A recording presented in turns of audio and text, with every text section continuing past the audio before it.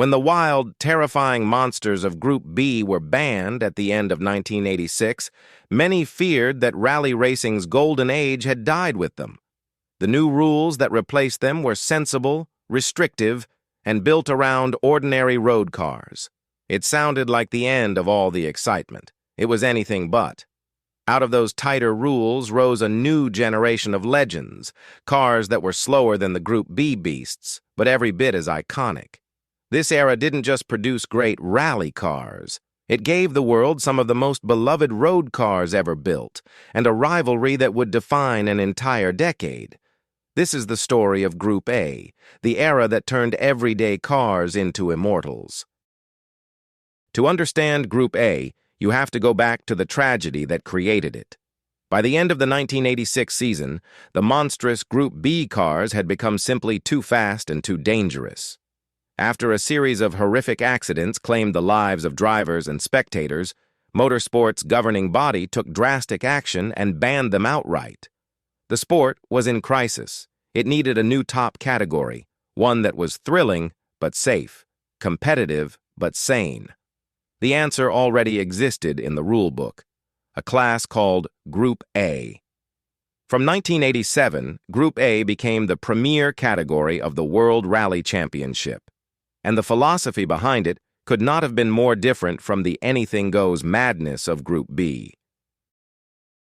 Where Group B had demanded just 200 cars to go racing, Group A demanded 5,000. This single rule changed everything. The cars could no longer be exotic, purpose-built prototypes. They had to be based on genuine, mass-produced road cars that ordinary people could actually buy and drive. Modifications were tightly controlled. The result was a category far closer to the cars in people's driveways, and that was exactly the point. For the manufacturers, this was marketing gold. The old promise of win on Sunday, sell on Monday. If your car conquered the world's toughest rallies, customers would line up to buy the road-going version. And so the car makers poured their hearts into building special, high-performance versions of their everyday models, just good enough to win. These were the Homologation Specials, and they would become legends. One car defined the dawn of the Group A era above all others, the Lancia Delta. In its road form, the Delta was a humble family hatchback, but Lancia transformed it into the HF Integrale, a turbocharged four-wheel drive weapon that utterly dominated the sport. Through the late 1980s and into the early 1990s, the little Italian hatchback was almost untouchable. Drivers like Miki Biagin and Juha Kankkunen drove it to victory after victory, on gravel, on snow, on tarmac. In every condition the world could throw at it. Lancia won the Constructors' Championship 6 years in a row, an astonishing run that has never been matched. To this day, the Delta Integrale remains the most successful car in the history of the World Rally Championship, and Lancia the most successful manufacturer of all. But the genius of Group A was that these were not just racing cars locked away from the public. Because the rules demanded thousands of road versions, anyone with enough money could walk into a showroom and buy a car that was, in essence, a detuned rally machine. The Delta Integrale became an object of desire, a boxy, flared, aggressive little hatchback that drove like nothing else on the road. And it was just the beginning. All across the world, manufacturers realized that rally success could turn an ordinary model into a cult icon. The cars built to satisfy these rules, fast, four-wheel drive, turbocharged versions of humble family cars, would go on to become some of the most worshipped road cars of all time. The road and the rally stage had never been so closely connected. For the first few years, Group A belonged to Europe, but then came the Japanese. Toyota had been quietly developing its Celica into a serious contender, and by the early 1990s, the Celica GT4 had become a genuine force. In the hands of the brilliant Spaniard Carlos Sainz, Toyota broke the European stranglehold and began winning championships, becoming the first Japanese manufacturer to truly conquer the World Rally Championship. It was the beginning of a seismic shift.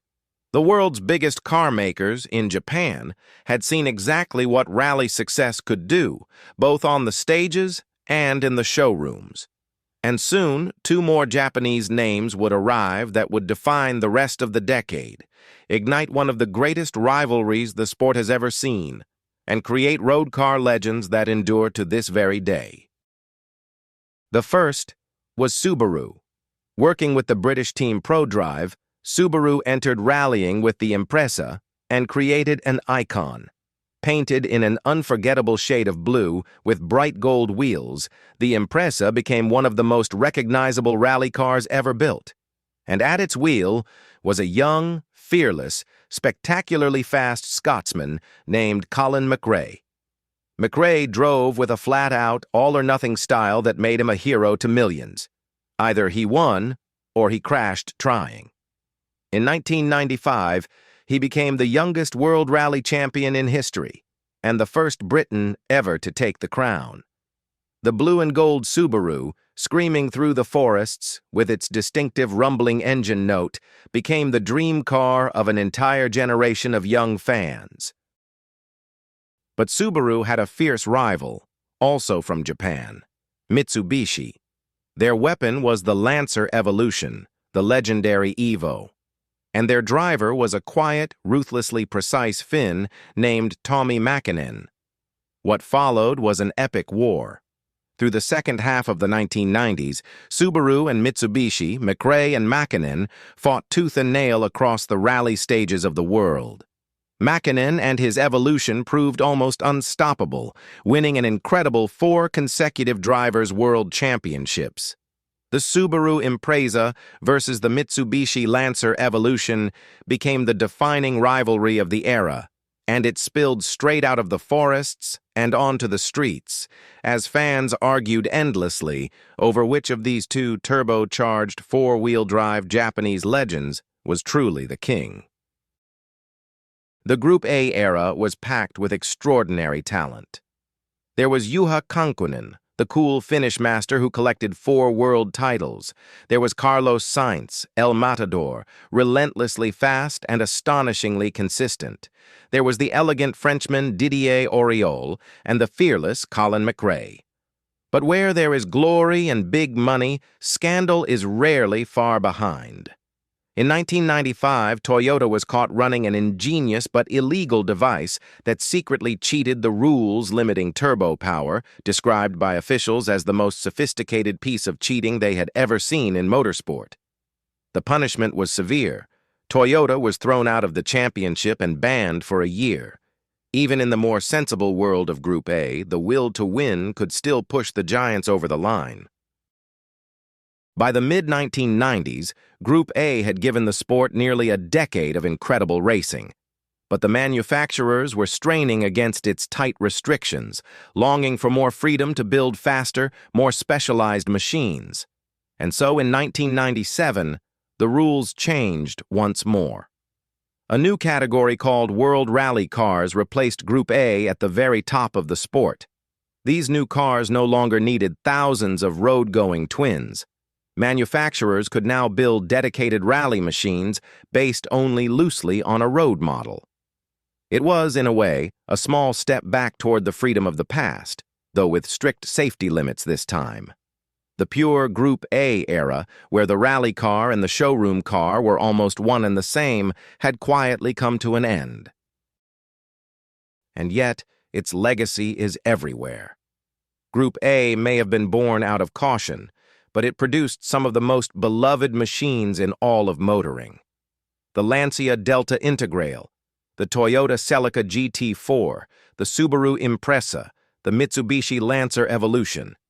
These were the homologation heroes, road cars forged in the fire of world championship rallying, and they are worshipped as legends to this day. Group A proved that you didn't need a 600-horsepower monster to capture the world's imagination. You just needed a humble family car, a turbocharger, 4 driven wheels, and the will to win. It took the cars from our own driveways and made them immortal. If you enjoyed this story, subscribe to Automotive Stories for more legends from the world of cars. And tell me in the comments, Subaru or Mitsubishi? Thanks for watching, and I'll see you in the next one.